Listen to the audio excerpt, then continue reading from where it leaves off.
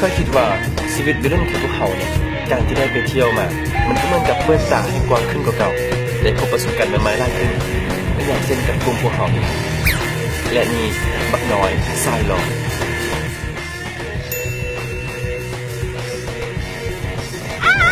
ส่วนนี้บักตายทรายแข็งและนี่บักเทสทรายอาร์ต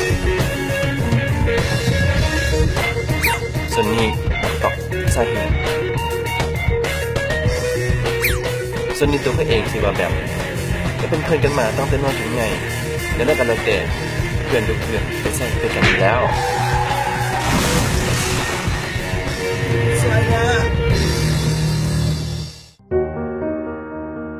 ขออภัยหมายเลขที่หาลูกค้าในขณะนี้ได้ปิดเครื่อง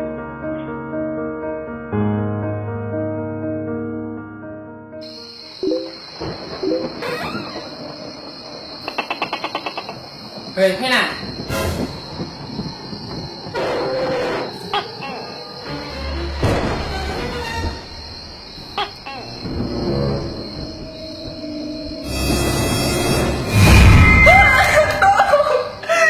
กูขอโทษกูยาแล้วกูไม่ได้ใจห้ามึงกูยังไม่ตายหาย เดี๋ยวแตกเลย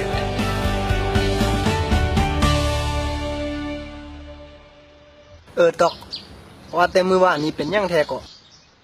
ห้าแบบนี้เหรอวะกินน้ำรถทิมโรเลปิวมาถึงหัวกู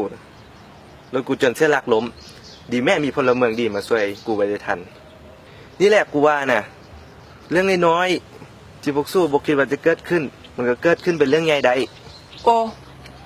มันขี้เอ้อซื่อๆนะนี่กูเก็บมาเห็ดหมุนเห็ดมั่งอะนะบ้าสิโอ้ก็แม่นนั่นแหละสิเป็นยังงั้นขี้เหงื่อซื่อๆทุกมือนี่น่ะเห็นไปทิ่มใส่ก็ทิ่มสิไปสนใจอย่างน้อยก็มีรถเก็บขี้เหงื่อมาเก็บให้อยู่หรอกโอ้ยซัมนี่มันบ่เป็นเรื่องใหญ่นะถ้ากูมีเงินน่ะกูสิซื้อกระตาขี้เยื่อมาใหญ่ตามเที่ยวเมืองไปชุย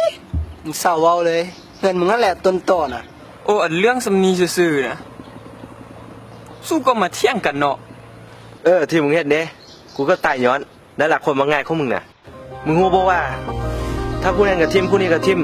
ขี้เหงื่อก็จะสะสมหลายเมื่อเทียบลงน้ำน่ะน้ำก็จะเสียถ้าพวกมึงจุดน่ะอากาศก็จะเป็นพิษและให้แห้งไปกว่านั้นน่ะถ้าบ้านเมืองเฮาบ่สะอาดแล้วนักท่องเที่ยวใส่สิมาเที่ยวบ้านเมืองเฮาพวกมึงคิดเอาโอ้มึงเว้าซะจนกูเห็นภาพเลยเดี๋ยวนี้นะเอาละสิ่งที่พวกตอกออกมามันกระทึกกูว่ามันได้เวลาแล้วที่พวกเขาจะเฮ็ดหยังเพื่อสังคม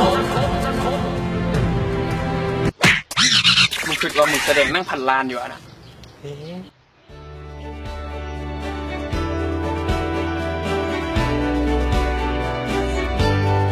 นี่ก็เป็นอีกสิ่งหนึ่งที่พวกเขาได้ลงมือเฮ็ดเป็นสิ่งที่พิเศษอีกแบบที่พวกเขาบ่เคยเฮ็ดและคำนึงมาก่อนก็อาจจะดีกว่าการที่ใช้เวลาบ่เป็นประโยชน์ไปบางวันแต่ทั้งนั้นได้กันแล้วแต่ค่อยคิดว่าบ้านเมืองจะน่าอยู่ย้อนนำมือของทุกคนที่จะรักษาความสะอาดช่วยกันแล้วท่าน